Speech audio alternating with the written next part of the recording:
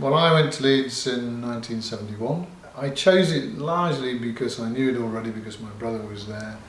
It had a good academic reputation and it had various other attractions like sports and the music scene there was very good. People like Led Zeppelin, the Doobie Brothers, I think the Beach Boys were there, and there was a big folk scene as well. So I rolled up as an 18-year-old and spent, as do most students, I guess, a couple of years having a good time enjoying those facilities.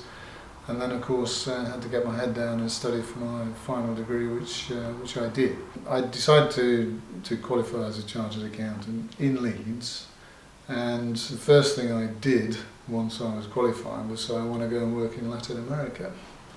And I then spent 8 years in Brazil, travelling around Latin America, which I think was a fantastic opportunity. And in part, I've got to thank Leeds for pushing me a little bit that way.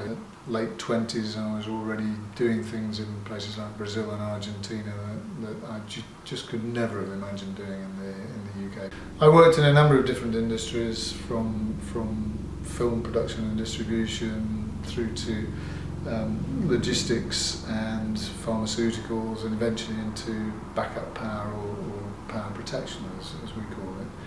And when, after I guess nearly 40 years of working, we sold that business, I was in my late 50s, it just gave me an opportunity to reflect on what were the enablers that helped you along the way, and certainly in my view Leeds University was one of those.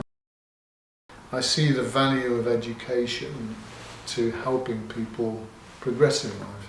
And particularly having lived and worked overseas in some very difficult areas like Latin America, I've seen the value to people, not just like me and people in the UK, but elsewhere in the world, to try and break out of whatever they're in, because they're willing to use education as a way out. It's only right, if you're in a position to do it, I think, to try and help a little bit, however small, to help somebody else achieve the same kind of benefits that we got out of it.